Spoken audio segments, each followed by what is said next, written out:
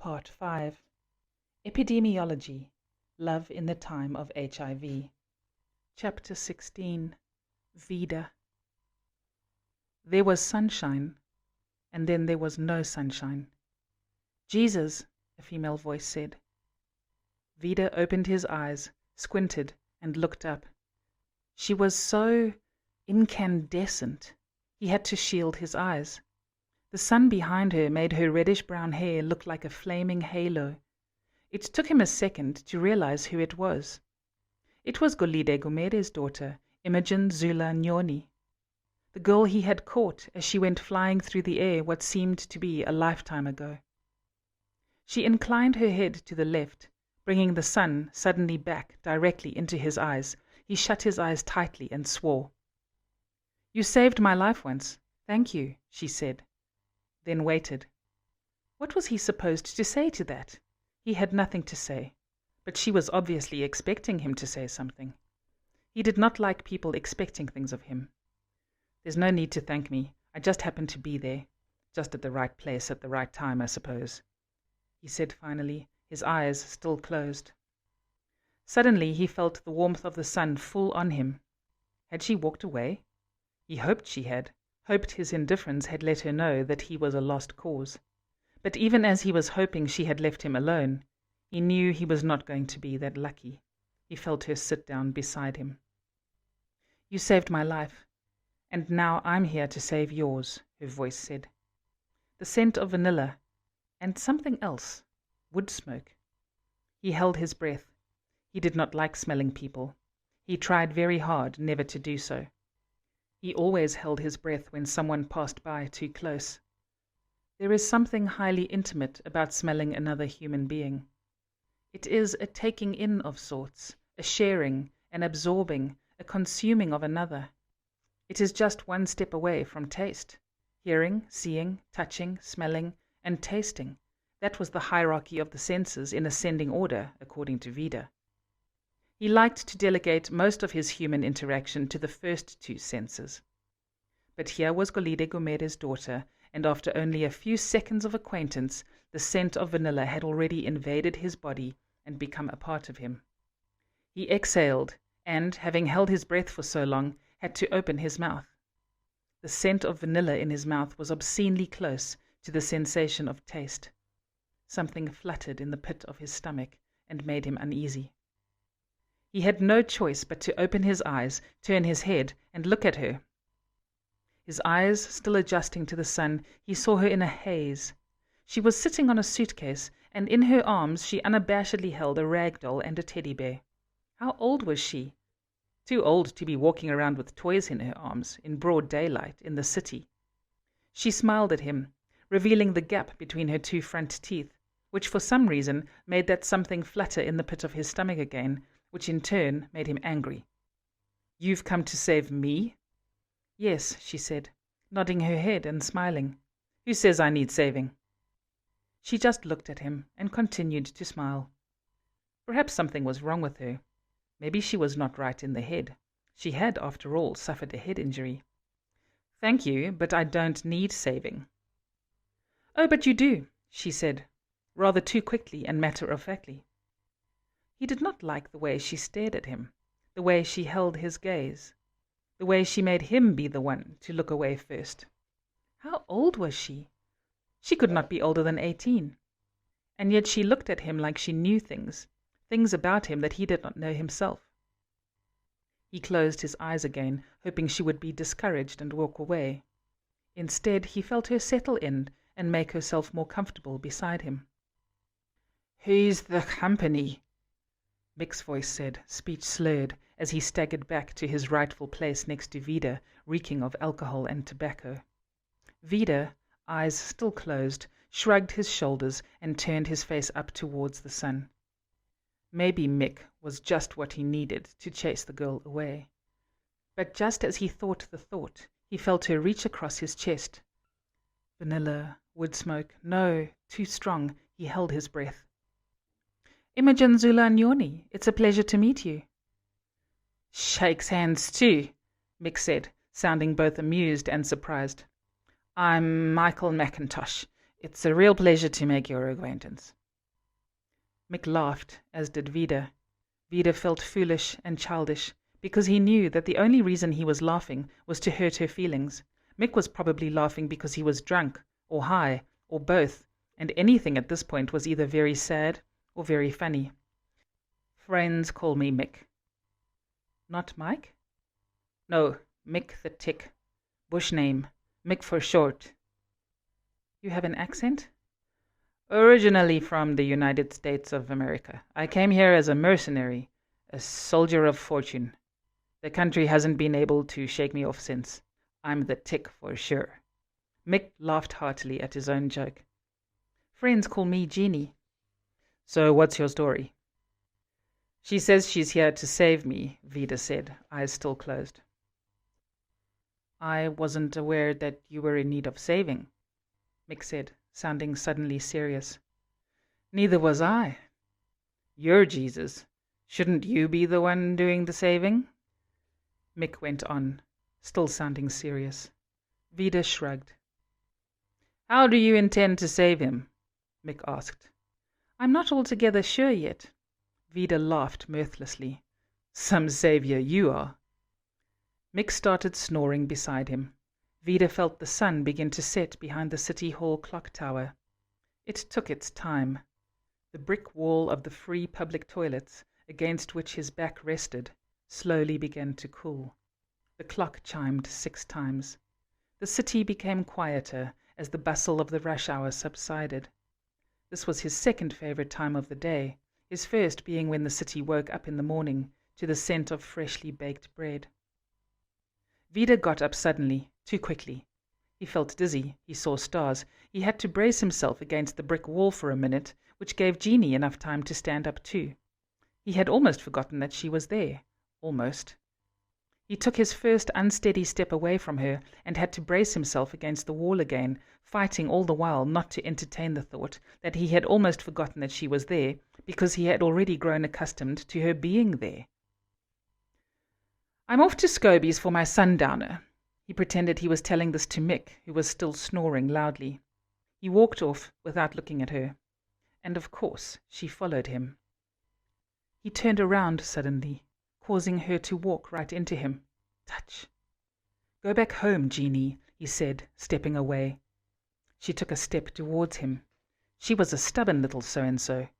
He had thought it was the sunshine at first, but he saw now that he was wrong. She was radiant.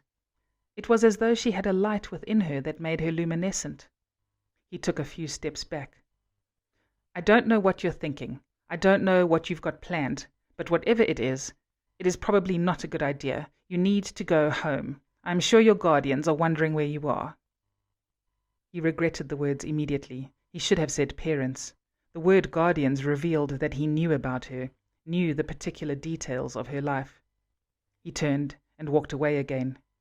He knew she was following him. He felt her close behind.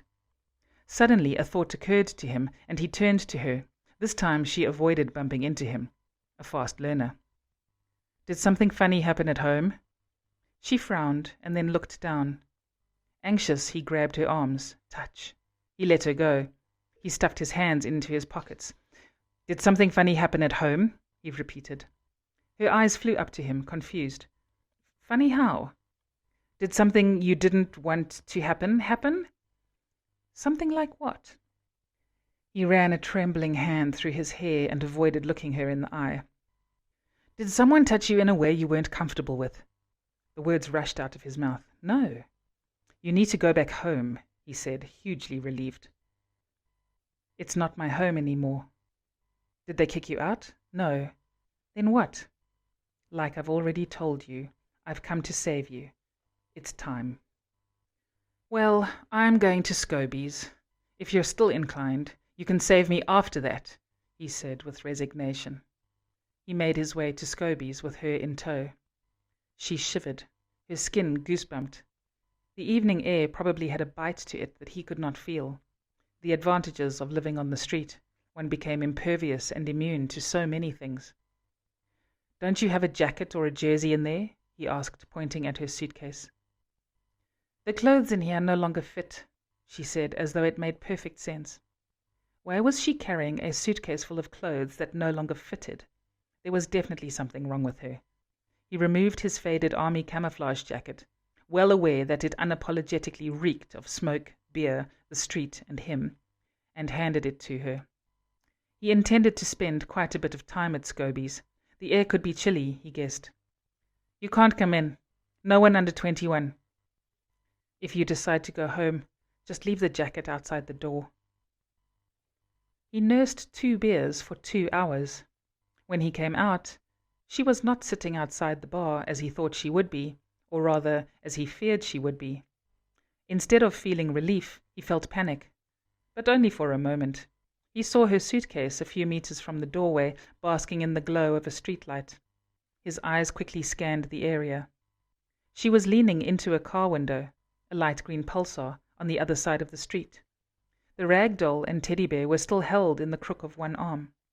Without knowing it, she was probably playing into some pervert's fantasy. Then again, she could simply be asking for a ride, and the kind gentleman inside the car might be willing to oblige, Vida tried to convince himself as he ran across the street. But he had lived on the streets long enough to know better.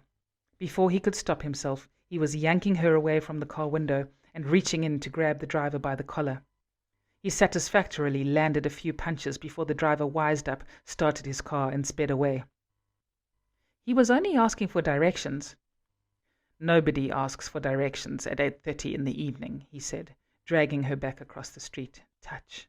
He did not care. He held on to her. "The fact that you're naive enough to believe he only wanted directions is proof enough that you need to go home." He picked up her suitcase and handed it to her. "Go home, before you see things you were never meant to see." He tried a little tenderness. He gently touched her arm. "Please?" He smiled a weak smile, but a smile nonetheless. "These streets are not what they seem to be during the day. You can't stay here. You don't belong here. Please go home." "I am already home," she said, with a smile of her own. The warm and comforting smell of baking bread gently eased Vida awake. He opened his eyes to look at the latest addition to the community of street dwellers, a street kid, Imogen Zula Nyoni, Genie. She was sleeping soundly and rather contentedly for someone who was lying in a strange place next to a stranger. Looking at her, one word came to Vida's mind: responsibility. Vida felt the flutter in the pit of his stomach yet again and recognized it for what it was: fear. He did not want to be responsible, because responsibility meant one sure thing: he was going to disappoint whoever was relying on him. He felt the tension in his body build, his hands clench into 2 fists, his lips seal in determination. Resistance was rising. The street changed everyone, and never for the better. He would be damned if her metamorphosis into something hardened, callous, cruel, and selfish would be his responsibility. "Please go home," he had said the night before, as convincingly as he could. "I am already home," she had replied matter-of-factly, and apparently more convincingly, for here she was, home, the heart of the city. Genie opened her eyes suddenly, as though she had not been sleeping at all, and caught Vida looking at her. The way she looked at him made him no longer feel at ease in his own environment. She seemed to see him, to already know who he was. He remembered the look her father, Golide Gumede, had given him in the field of elephant grass, all-knowing and all-seeing. Vida had no desire to be seen. He had no desire to be known. He got up. He had to put some distance between them. He felt that their lives were already intertwined, and he had a very strong desire to extricate himself, now, before it was too late. Their eyes met and held. Belief. That was what shone from her eyes. She believed he was capable of doing impossible things. He walked away from her, but it was already too late. Intertwined, interwoven, imbricated. At first they seemed an incongruous pair, he with his pale skin and military fatigues, she with her dark skin and colourful clothes. He was quiet and broody. She was always on the verge of laughter with an ever-ready smile. He let the world pass him by. She was constantly finding ways to involve herself in it. But soon enough, their incongruity developed its own harmony, and it was as though Vida and Genie had always been walking together. Although Vida had a very public existence, he had a very private life, and quite a few secrets, which was no small feat, as everyone made it their business to know everybody's business. Although he lived in what was technically a city, socially it functioned very much like a small town. Before you finished thinking a thought, it had already travelled halfway across the city. Everything you said always came back to you distorted. Everything you did was dissected, weighed, and judged. Because they were such rare commodities, Vida valued his privacy and his secrets above all else. People saw him on the streets and thought he did nothing more with his life than eat warm, freshly baked bread from Downing's, bask in the sun at City Hall, and drink his sundowners at Scobie's. When they saw him salvaging metal all over the city, which was what he spent most of his time doing, they simply thought he was doing what all other bums, vagrants, vagabonds, derelicts, homeless persons, and strays do, collecting stuff for no reason whatsoever. He liked that no one suspected anything when they saw him push his Scania pushcart laden with scrap metal, which he unsuccessfully tried to hide from their view by placing the gently folded quilt his mother had made for him on top. Vida's best-kept secret was that he did not salvage metal simply to have a collection of metal. And now that Genie had entered his life, he strongly suspected that his secret would not be secret much longer. Because she was always by his side, and since she liked involving herself in all that was around her, Vida had had no choice but to co-opt Genie into salvaging metal with him. He knew the moment would come when she would ask him what he did with it, and he dreaded the moment, because he knew he would have no choice but to tell her the truth. Genie actually proved very useful when he went salvaging. She had an eye for the colourful, the unique, and the precious. She saw beauty and value in things that he would have disregarded or discarded. Together, they combed the streets from the townships to the city centre, to the industrial sites, to the suburbs. He led, and she followed. But not for long. Soon she was walking beside him, even on the narrowest of walkways. She walked beside him and made her presence felt. On a few occasions, she actually charged ahead towards something glinting in the distance. She would reach for it, hold it firmly in both hands, and then show it to him, an offering that would inevitably find a place in his Scania pushcart. But not once did Genie ask him what he did with the metal. Apparently, if he wanted to, Vida could keep his secret safe. So he was surprised by the ease and casualness with which he came to share that secret with Genie. In doing so, he introduced her to the workings of his inner life, the life you would not know he had just by looking at him. The secret was that he had his own warehouse behind the de Villiers, Mendelssohn and Sons auto repair and panel beaters garage. In it, he wielded his welder and reshaped scrap metal to create larger-than-life statues of the people that made up his life on the street. Mick laughing in the sunshine, Shadrach strumming his guitar, Joseph Pereira standing tall and proud, David and Goliath in their life-or-death struggle, the painted ladies strutting their stuff, the survivors in all their undignified glory, his fellow street-dwellers in deed and action. He had been tinkering and welding for years without ever tiring. It was a true labour of love. He thought of the welding as the thing that kept him honest. He loved shaping metal, building structures, recreating life. He loved the delicateness of it, the care it required, the time that needed to be spent. His love for what he did kept him true to himself. He did what he did as a way of establishing his place in the world, of giving his life meaning. He was a man who could bend metal to his will and mold it to fit his vision, and that was enough for him. It was only when he saw Genie looking at the things he had created with awe and wonder, only when he saw one hand travelling to her mouth to cover an "oh" that had already escaped, only when he saw the other hand reaching out to touch him gently on the shoulder, only when she looked at the things he had created as things of utter beauty, only when she whispered, "I knew it. I knew you were special. I knew it." Her brilliant eyes never leaving the sculptures, it was only then that he realized that the things he created could actually have lives of their own, beyond him. When he was younger, he had been told that he had a talent as an artist, and he had entertained the possibility of becoming an artist when he grew up. However, when he grew up, the country was reeling from war, and art did not seem to be the order of the day, and he, having been ravaged by war, thought art too precious a thing to be culled from his own hands.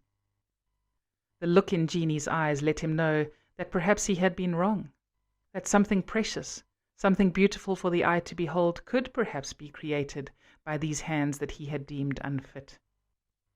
At the time, he felt that Genie had entered his life for this exact purpose, to let him know this particular truth about himself. Then, one day while they were salvaging scrap metal, she cut herself badly, a gash in the thigh, blood everywhere. He moved to help her, but she told him to stay away. She would not even accept the hand he offered to help her stand. He knew he was being tested. This was the moment of truth. She stood up on her own, looked him straight in the eye, and without warning told him about sunflowers, sojas, saviors, and secrets. She told him the story of her life, and then she waited for him to respond. "So, I didn't save you at all," he said without thinking, and realized too late that that had not been the right thing to say. He felt her retreat. Suddenly terrified of losing her, he knew he had to proceed with caution. He knew what she was waiting for, and he knew that it was something that he could give. He heard his father's voice say, "There are many ways to be a man. Always remember that." He knew that in uttering these words his father had prepared him for precisely a moment such as this. His father had spoken the words at a time when Vida had needed absolute understanding and acceptance. And this was a time in Genie's life when she needed absolute understanding and acceptance. At 13, walking down the streets of Thorngrove on his own for the first time, Vida had felt like an adventurer, until a group of boys he had known all his life, boys he considered his friends, had followed him and started calling him Morphy. They screamed it for all to hear, "Morphy, Morphy, Morphy." He had never heard the word before, but immediately knew what it meant, knew that it was not a nice word, knew that it was meant to shame him, knew that it had something to do with the fact that he had let Robbie McCobb kiss him behind the school tuck shop one Thursday afternoon. It had been a dare. It had not mattered. Well, it should not have mattered. Robbie McCobb had done the right thing and said, "Sisman," as he wiped his mouth in disgust. But Vida had kind of liked it. Maybe it had showed. Maybe he should not have closed his eyes. They had laughed then, these boys he had known all his life. They were not laughing now. They had not called him a Morphy then. They were calling him a Morphy now. Now he understood that they, like vultures, had been waiting for the moment when he would be alone and vulnerable. He walked at an even pace. He was proud of the fact that he did not run. He was proud of the fact that he did not cry. He was strong until he saw the carefully cultivated hibiscus hedge of his home. Then his endurance started to crumble. A stone whizzed past his ear. "Morphy!" one boy called out for the last time before they all ran back laughing and jeering, seemingly proud of themselves.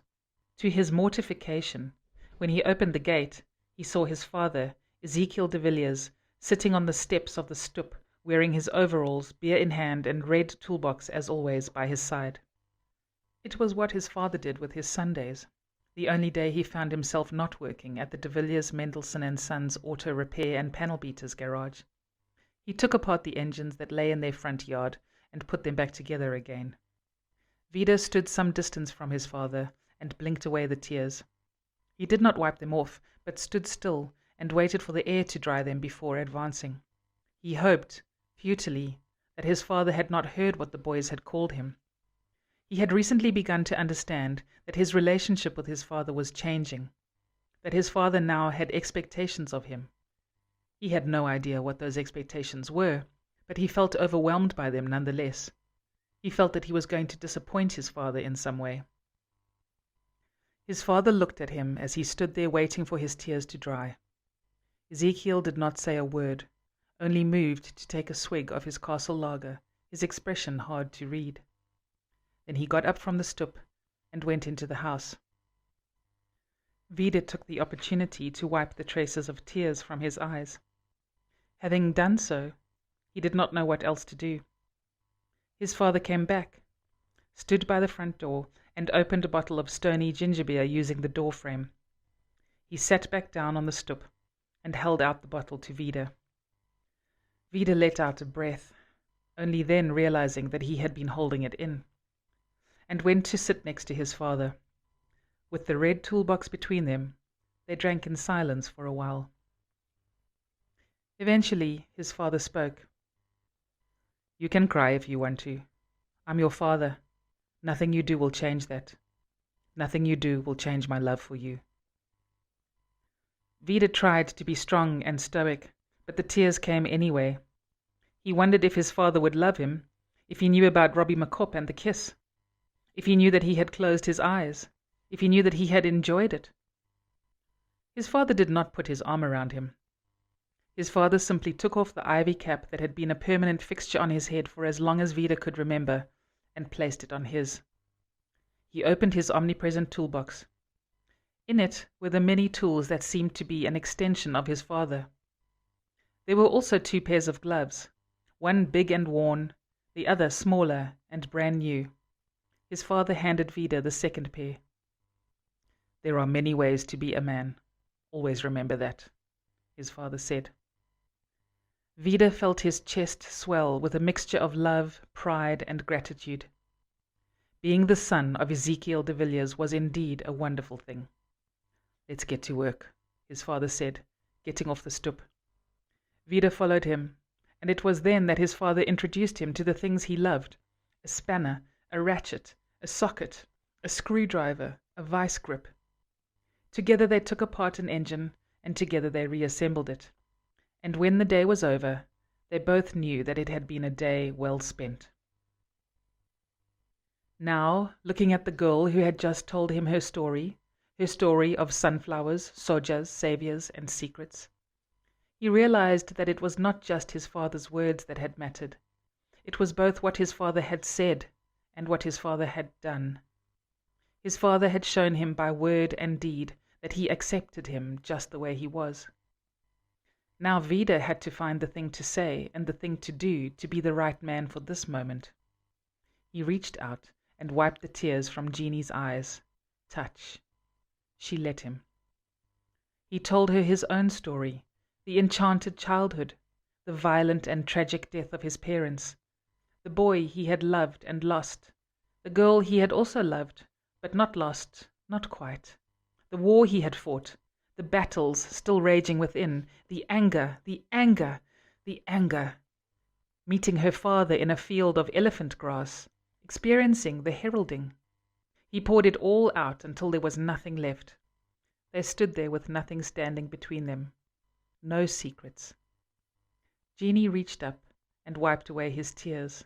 Touch. Laid bare and armed with the knowledge of each other's truth, they had no choice but to accept each other as they were. It was a liberation. Chapter 17. Genesis. Finally, Vida took Genie to the house that Jack built. The house that Jack built was the house that Vida's eccentric Afrikaner great-grandfather, Jacob de Villiers, had built at the turn of the 19th century. In keeping with Jacob's personality, the double-story house had been built into a hillside, nature and culture coming together to create an incongruous but ultimately spectacular structure.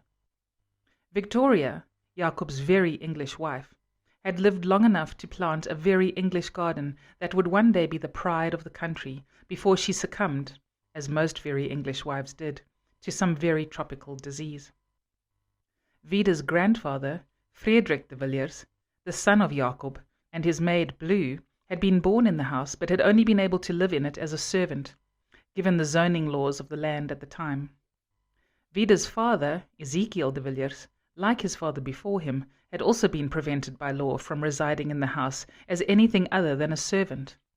However, unlike his father, he had had no desire to reside in the house and had left it at the age of 13, never to return. In 1980, at the age of 18, Vida had come back from the war to learn that his great-grandfather had bequeathed the house to him.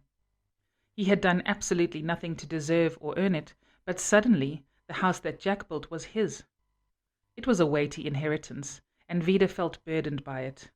It was a definite embarrassment of riches. It was not a rare occurrence at Scobie's to hear the otherwise taciturn Vida curse his great-grandfather, his grandfather, and his father for not having had the good sense to have more than one issue each, and thereby leaving it to him, a bona fide morphy, to carry the weight of both the family name and the inheritance. Whenever a bartender heard the word issue from Vida's lips, he knew that it was time to tell Vida to leave. Sober, Vida often wished that he had some of his grandfather's attachment to the house, or some of his father's aversion to it, to help him decide what to do with it. He had neither. If he sold the house, he felt that he would be disappointing his grandfather.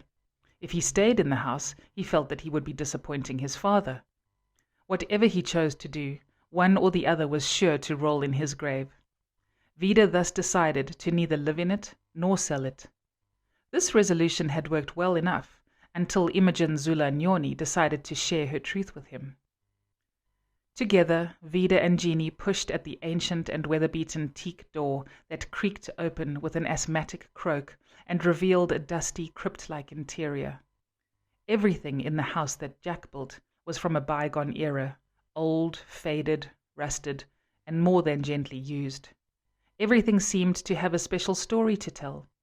The collection of assegais in the display case in the sunroom, the frozen, fiercely growling heads of a menagerie of animals in the trophy room, the demure Victorian rose furniture in the sitting room, the overladen crystal chandeliers in the ballroom, the stately and sombre oak table with its 20 matching chairs in the dining room, the dignified welcome Dover stove in the kitchen. Although initially overwhelmed and somewhat frightened by all that lay before them, especially in the trophy room, Vida and Genie soon found a way to live with the house. Since the house had a surfeit of rooms, the two of them were spoilt for choice. Genie chose the room that had the most sunshine and put her suitcase on the bed, opened it, carefully retrieved Penelope and Specs, and placed them on the pillows, in this way claiming the room as hers.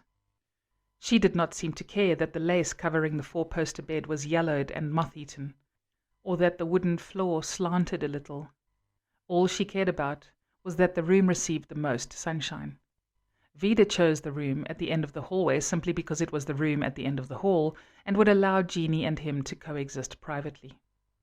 Luckily, after Jacob de Villiers' death in 1975, members of the Antiquarian Society and members of Victoria's Own, a special branch of the Settler Society's Women's Auxiliary that oversaw the proper implementation of English gardens in the city, had successfully persuaded the City Council to declare the house that Jack built and Victoria's Gardens city treasures. As a result, both the house and garden were well looked after by a loyal housekeeper, Matilda, and gardener, Stephanos, who were in the employ of the City Council. The house and garden were both local and tourist attractions, very popular with people who enjoyed reliving romanticized versions of a colonial past by having 4 o'clock tea in Victoria's garden, 7-course dinners in the stately dining room, photographs taken in the trophy room, or dancing the night away in the ballroom, all while being waited on hand and foot by liveried black servants with beneficent and beatific smiles. Generously, the proceeds from such events went equally to the Settler Society's Women's Auxiliary, the Antiquarian Society, the City Council, and the de Villiers Family Trust. However, in 1995, the man himself, who had once or twice dined in the stately dining room, and who had proudly hung in his office a picture of himself standing triumphantly with one foot on the head of one of Jacob de Villiers' trophy lions, reprimanded the City Council for its collaboration with the Settler Society's Women's Auxiliary and Antiquarian Society in the maintenance of the house that Jack built and Victoria's garden, saying that these societies smacked of colonialism. The Settler Society's Women's Auxiliary and Antiquarian Society were then left to maintain the property themselves. Unfortunately, by that time, membership of both societies had dwindled due to death, exile in old age homes, or repatriation back to Britain. And so, The once robust but now frail societies were no longer able to maintain the house that Jack built and Victoria's garden. As fortune would have it, Matilda and Stephanos decided to stay with the property, but without their regular paychecks from the city council, they could only do so much to keep up with its upkeep. So when Vida and Genie arrived to live in the house, there was much work to be done. Since it had seen no social life for a couple of years, the house was long overdue for a good and thorough clean. They kept busy, and they were happy to be busy. When they were not cleaning the house with the assistance of Matilda, or trying to right the garden with the assistance of Stephanos, they were out salvaging scrap metal, or in the workshop behind the de Villiers, Mendelssohn and Sons Auto Repair and Panel Beaters garage. Genie assisting as Vida bent and shaped metal. At night they both happily collapsed onto their separate beds. With all their hard work, it could not be helped. The house started becoming a home. A previously unassuming chair stopped simply being a chair and became Genie's favorite because she liked the way she could fold herself into it. Vida started taking a moment out of every day to watch the sunset from the tranquility of Victoria's garden. The welcome Dover stove became the place where Genie would lightly burn her custard to give it more flavor. And it became impossible for Vida to fall asleep without listening to his grandfather's meager collection of records on a His Master's Voice gramophone. While Vida's great-grandfather, Jacob de Villiers, had left behind a plethora of things, Vida's grandfather, Frederik de Villiers, had left behind only 3 records of classical music, a worn copy of the King James Bible, a thin, neatly folded blanket, a bowler hat, a well-worn suit, and a collection of seashells placed carefully in a rusted tin can. Vida had accidentally made the discovery of his grandfather's belongings when he forced open the swollen door to what he thought was an old tool shed, but soon discovered to have been his grandfather's living quarters, the servants' quarters. Vida remembered his grandfather, who had infrequently visited them in Thorngrove, as a proud man who always wore a suit and a bowler hat, and always sat upright, his hard-working and determined hands placed firmly on his knees. He could not reconcile the memory of that proud man with the things he found in the servants' quarters. Surely there must have been more to his grandfather's life than what he had left behind. Vida busied himself looking in the house that Jack built for other things that might have belonged to his grandfather, and, in not finding them, was filled with a sadness that made him cry. He would often spend time with the things his grandfather had left behind. Sometimes he treated them like clues that would reveal the mystery of who his grandfather had been. Sometimes he treated them like points on a road map that would lead him to an understanding of his grandfather's life. And sometimes he treated them like pieces of a puzzle that he could put together again in order to reveal his grandfather's true self. Yet whichever way he handled his grandfather's belongings, they did nothing to make his grandfather more legible or tangible to him. Whereas Vida was preoccupied with his grandfather, Genie was curious about the true matriarch of the de Villiers clan, Blue, Jacob's Khoisan, or, as the parlance of the time would have it, Hottentot maid. There was absolutely no trace of her in the house. There was no way of knowing what she had looked like, where she had lived, what she had loved, what she had hated. All that was left of Blue were questions. How had she come to cross paths with Jacob? How long had she lived here? What had she thought of her circumstances? How had she been treated by Jacob? Had she loved her son, Frederik? Had she loved herself? Had she cared about love at all, or had she given herself over to something else entirely? Had it been her decision to live a life that could and would end without a trace? What had her original name been, the name she responded to as a child, the name she had held long before she crossed paths with Jacob? Genie liked to imagine Blue as a child, the way she remembered herself as a child, playing in a field of sunflowers. Had sunflowers even been introduced to this part of the world back then?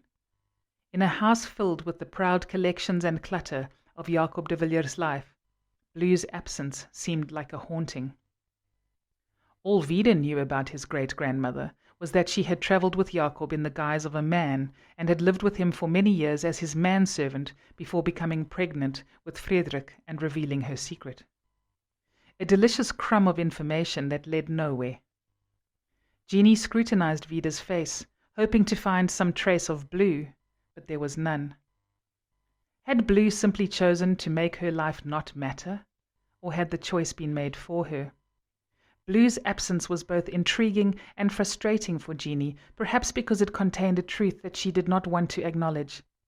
That one could come into this world, live a life, full, empty, contented, unfulfilled, and leave it without a trace. The very idea filled her with a sadness she did not know what to do with. Then one day Genie found a pair of small, gently worn, baby blue silk slippers in a chest at the foot of Jacob's bed, and quickly convinced herself that they had belonged to Blue. Perhaps it was their size, perhaps it was their daintiness, perhaps it was their unassuming appearance, perhaps it was their color. Perhaps it was just a knowing she felt when she touched them that convinced Genie she had found something that had belonged to Blue, something so soft, so delicate, that still remained of her. Chapter 18. Vida, Genie, and Marcus. On a bright and sunny day in May, as Genie and Vida drove to the Thomas Michaels Hyper, Vida was still wondering how the simple purchase of a mattress had turned into such a production. Genie had them test all manner of mattresses, looking for the one that was just right, until the salespeople had given them a knowing look that Vida found presumptuous. He had been ready to leave after the second mattress, but Genie kept on finding ways to co-opt him into her decision-making. Was there really any difference between mattresses except how much they cost? When Vida had first suggested the purchase of a mattress, he had thought they would take no more than 10 minutes to find the most affordable one and purchase it. But Genie obviously had other ideas. A man who called attention to himself because he had a hump on his back, and a beautiful woman by his side, walked into the store. Almost immediately, Genie found herself standing next to him and pointing at 2 mattresses. "Which one do you think we should choose?" It was as though she had been waiting all along for him to come and help her. The beautiful woman was clearly taken aback, but the man looked at Genie with recognition. "You are Golide Gumere's daughter," the man with the hump on his back said. It sounded more like a statement than a question. "Yes, I am Golide Gumere's daughter, although that fact is not helping me make a choice at this very minute." She gestured towards Vida with her head. "And this one, who is useful for all other things, is being absolutely useless for this."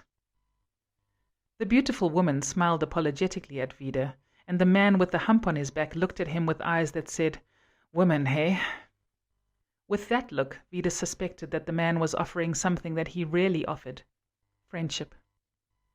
More than an hour later, the man with the hump on his back helped Vida secure the finally chosen mattress to the top of the Austin Mini Cooper. When they were done, he offered Genie and Vida his hand, another rare offering, Vida was sure. "Valentine Tanaka," the man said as they shook hands. But that had not been the end of it. Genie had then been determined that they go to the Thomas Michaels Hyper to get the ingredients for custard. So, to Vida's chagrin, they had driven through the city with the telltale mattress on top of the car. Getting out of the Mini, Vida looked at the mattress, which looked exactly like the other mattresses that they had not chosen, wondering if it had been worth it. "Don't worry," Genie said as she made her way towards the store. "Given everything that it has and does, it was worth it." "What does a mattress do?" Vida asked. But before Genie could answer, Marcus ambushed them. Vida did what he did best on the street. He did not interfere. He let this moment in Marcus and Genie's lives play itself out to its predestined end. He stepped a respectful distance from them to where he was sure he would not hear what was being said. As an added measure, he forced himself to have a conversation with Goliath, the puny leader of the survivors, who now considered himself friends with Vida because he had made friends with Genie, or rather, to put it more accurately, because Genie had made friends with him. Vida looked back over his shoulder at Genie and Marcus. He watched as Marcus gestured towards the car that was laden with the mattress, a gesture that communicated one thing: despair. Suddenly, even from a distance, Marcus's desperation became palpable to Vida and made him briefly ponder the thought, one now unwelcome, of someday, perhaps, finding himself without Genie. Genie had taken the news of Marcus's leaving for America rather well, too well for Marcus's liking. He had been cherry-picked by his employer to undertake an apprenticeship in the finance department of one of the nation's Fortune 500 companies. "You should come with me," Marcus said. This was a new idea, even to him.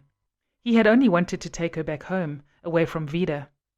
That was before he saw the mattress weighing down the Austin Mini Cooper. The mattress changed everything, made him anxious, made his hands itch to do something he could not do in public. He was not quite sure what that something was. "I love you," he told the frown that had creased Genie's brow. At his declaration, Genie smiled. "You want to love me, but wanting to love me is not the same as loving me." He realized then that her smile had been the harbinger of false hope. "You've never forgiven me, have you?" Marcus asked, sounding almost triumphant in his sadness. "Forgiven you? What is there to forgive?" "You've never forgiven me for that morning in the kitchen. Never forgiving me for letting go of your hand, for what I did after. There is nothing to forgive."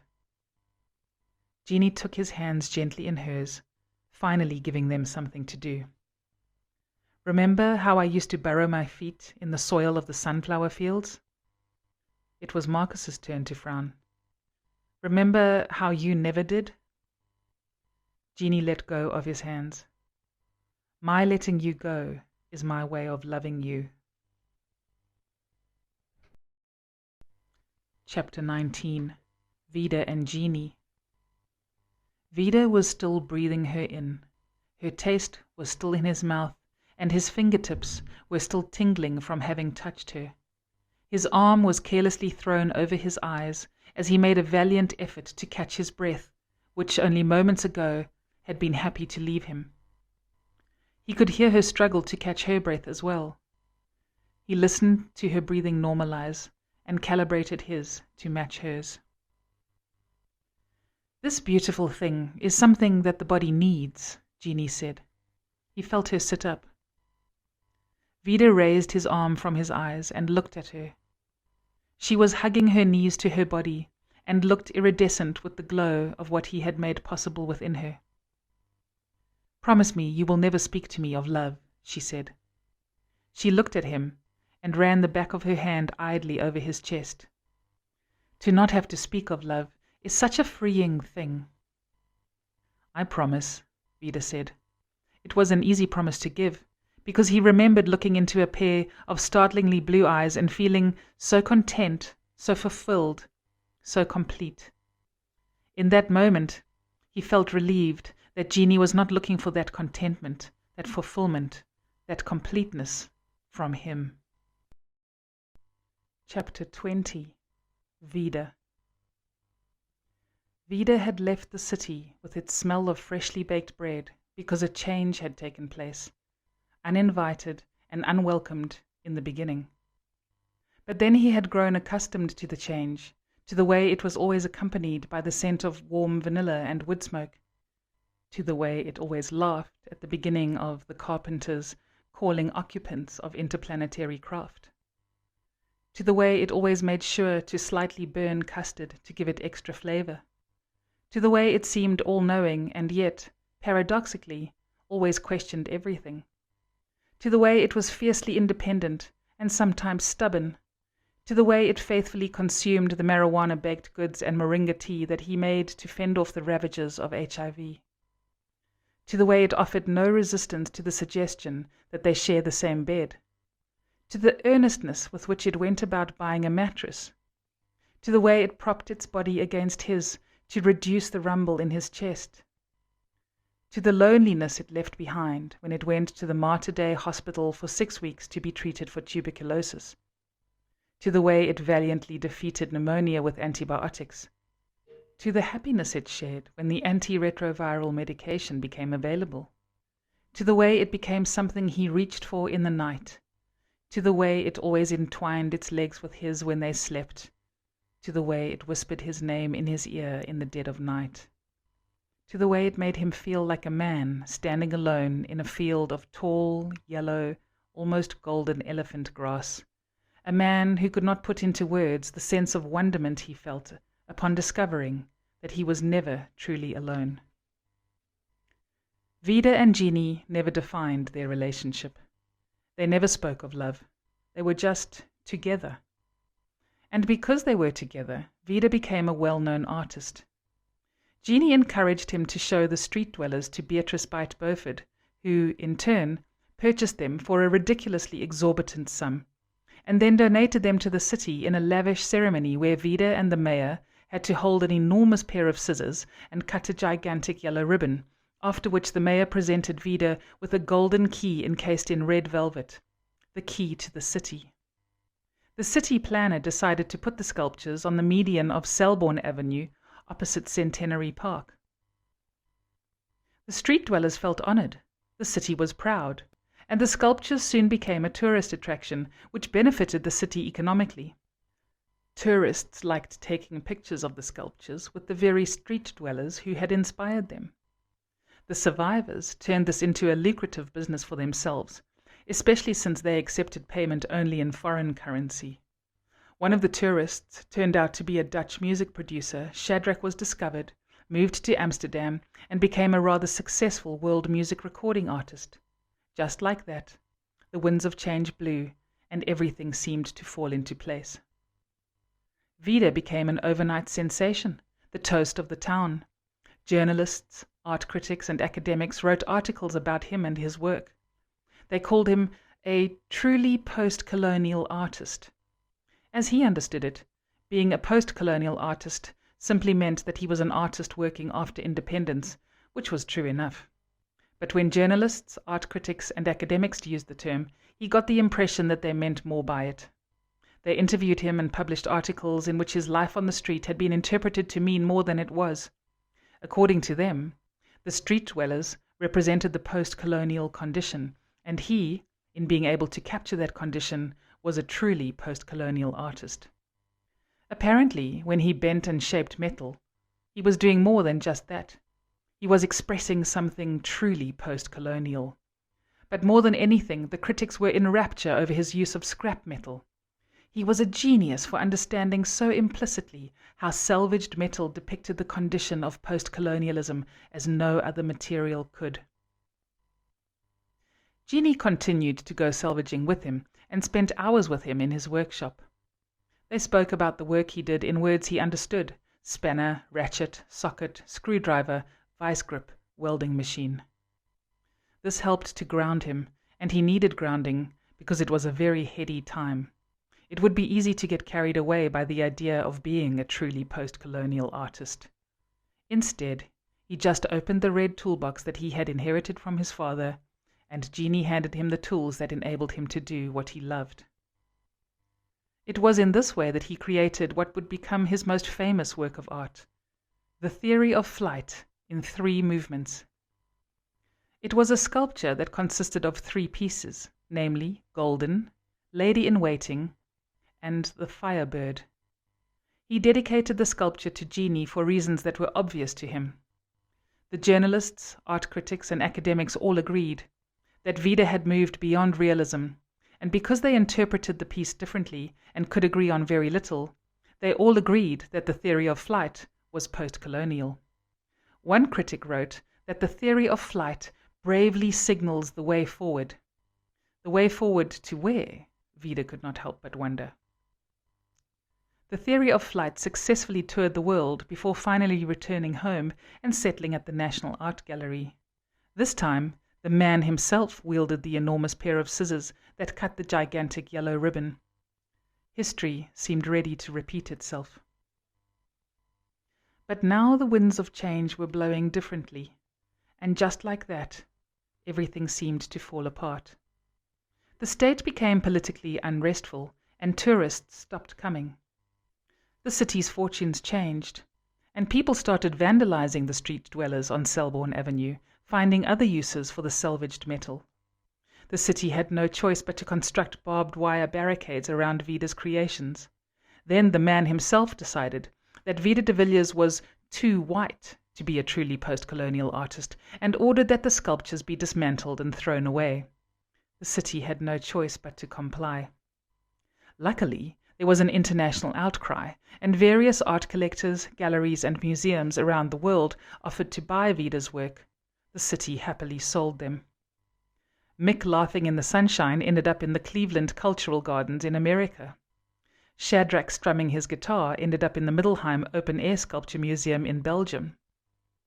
Joseph Pereira, standing tall and proud, ended up in the Kirstenbosch National Botanical Garden in South Africa.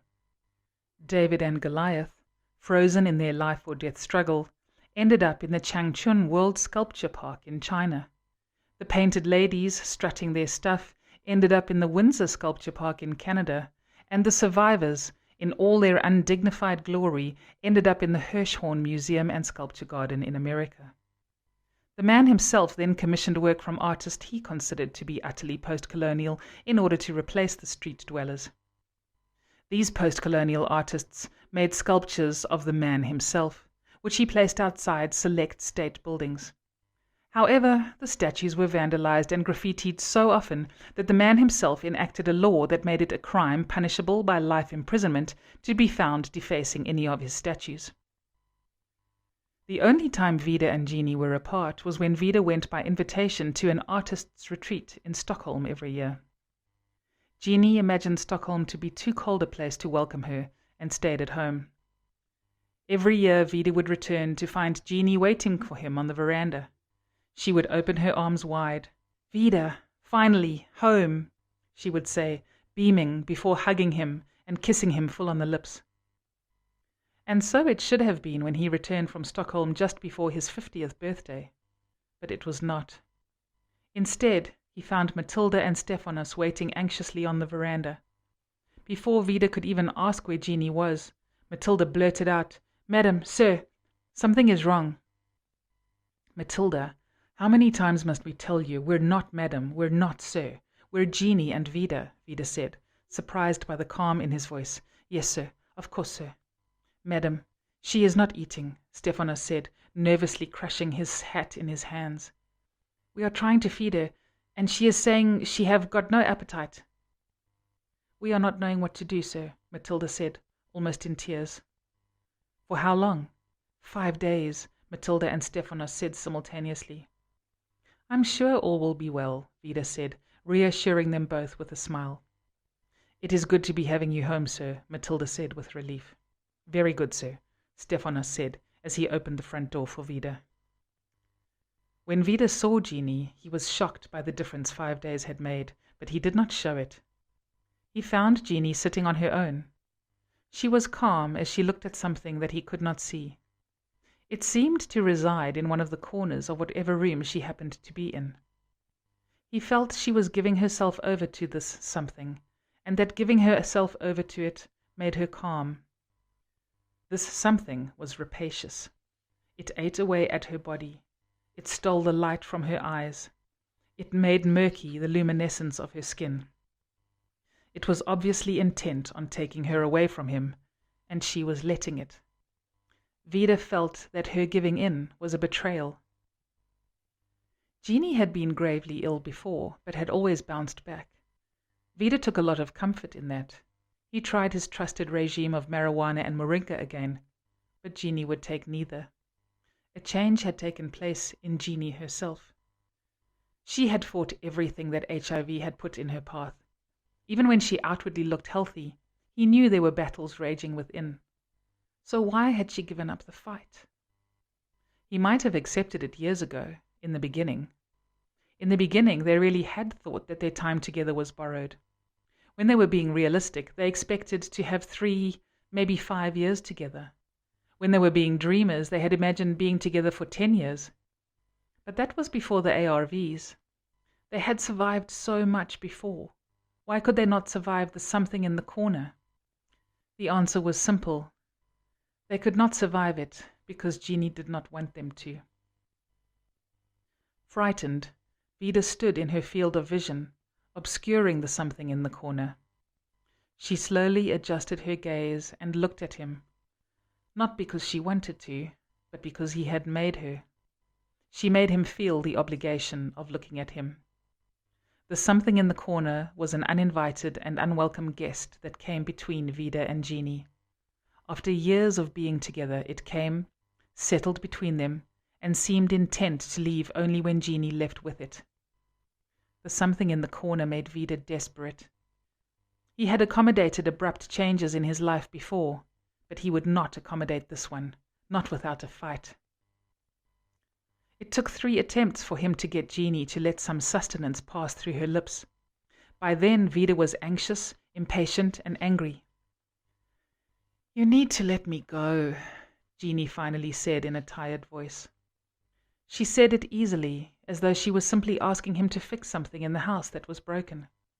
He chose to ignore her, and instead tried to force a spoonful of porridge into her mouth. It took too long a moment for her to open her mouth. "I'm tired, Vida," she whispered, after swallowing the porridge slowly, painfully. He ignored the sorrow in her eyes, and he shoved another spoonful into her mouth, all the while aware that he could have tried a little tenderness. This time she gagged, bringing up the 2 spoonfuls she had just taken in. He tried to force another spoonful into her mouth. This time she clamped it shut. Tears, he could not tell if they were hers or his, fell onto his hands. He pressed his forehead against hers. "Please, Genie, you have to eat. The medication is too caustic. You can't take it without food. You know that," he said, opting to be gentle this time. "I'm not taking the medication either." He looked at her. She looked at him, determined. "The war veterans have taken over the Beaufort farm and estate," Genie said. The neutrality in her voice did not let Vida know what this had to do with their current situation. "You need to let me go." And that was when he knew that this change had not unfolded over a mere 5 days. It was something she had planned, deliberate, determined, decided. While sitting across from him at breakfast, while lying next to him, while running her fingers idly through his hair, at some point in all that normality she had decided to give up the fight, carelessly, callously, cruelly. Fear, desperation, anger, and something dangerously akin to hatred coursed through his veins, boiled his blood. He shoved the spoon in her mouth. She spat the porridge in his face. "You want to die?" Yes, I want to die," she said calmly.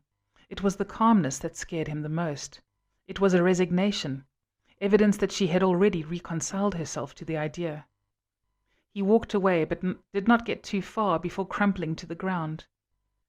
"How could you want to leave me?" "I thought that love was a giving thing. Now I know that it is selfish. But we agreed that we would never speak of love. This was because I was so sure you would keep your promise. This is not what the promise held." "You cannot save me, Vida," Genie said. "Not this time. This time you have to be brave." But he had saved her. He had taken her to Mater Dei Hospital. She was too weak to put up much resistance, and watched as a nurse tried to find a viable vein for the intravenous drip, pricking needle after needle in both arms, and only succeeding on the 11th try. He saw the accusation in Genie's eyes with every prick of the needle, and chose to ignore it. A few days later, Dr. Mambo, looking almost happy, said that Genie's hospitalization had been a blessing in disguise, because lesions had been found in her cervix just in time, before they turned cancerous. They would have to be monitored, of course. More medication would have to be administered, of course. More precautions would have to be adhered to, of course. But, all told, it had been a blessing in disguise. Vida was grateful, but did not feel the blessing. A week later, Genie came back from the hospital healthy, and seemingly back to her old self. She carried on as though nothing had happened, as though she had not deliberately tried to leave him, as though she had not wanted to leave him. He could forgive her many things, but at that moment he could not forgive her initial willingness to leave him. The years, mostly happy, went by, and he grew to forgive and forget. On the morning of his 57th birthday, Vida woke up to feel Genie's warm breath against his skin. "Happy birthday, dear Vida," her lips whispered softly against his before kissing him lightly. "Happy birthday to you." What man on earth would not want to turn 57 this way? He opened his eyes then to find her smiling down at him. His right hand reached up to pull her face down towards his. She did not stop smiling when their lips met. Later, her legs locked around his waist with a tenacity that let him know that in that moment he was the only thing that mattered to her. Her eyes fixed on his with a fiercely singular focus that was suddenly overwhelming. He found himself about to say something. There were only so many things a man's heart could contain. There were things that he had managed to find only with her, he could not deny that, beautiful things that he felt blessed with. Before he could stop the words, they were already traveling the space between them. He heard himself say, "I love you." Then he watched as her eyes lost focus. She looked at him intently and intensely, but she no longer saw him. She had given herself over to the feeling. Her brow furrowed. Her mouth opened, and one word breathlessly came out. "Vida." Then she let go of it all in wave after wave, and inevitably he crested one of those waves. As Vida watched Genie walk towards him carrying his suitcase for his trip to Stockholm, he tried not to think too much of his unrequited "I love you." She placed the suitcase in the boot of the car and then fixed his collar, hugged him from behind, and kissed his neck twice. "You remind me of rivers I swam in a long time ago. You are home to me," she whispered in his left ear, and then, through the pure cotton of his shirt, she kissed the jagged keloid on his shoulder that had been made by Goliath's broken castle lager bottle all those years ago, before he became a saved man. He did not understand the words. Was this her way of speaking to him of love? When he turned to ask her what she meant, she kissed him so sincerely that once again he found himself transported to the field of tall, yellow, almost golden elephant grass, transformed into the man with the familiar tingle in his fingers.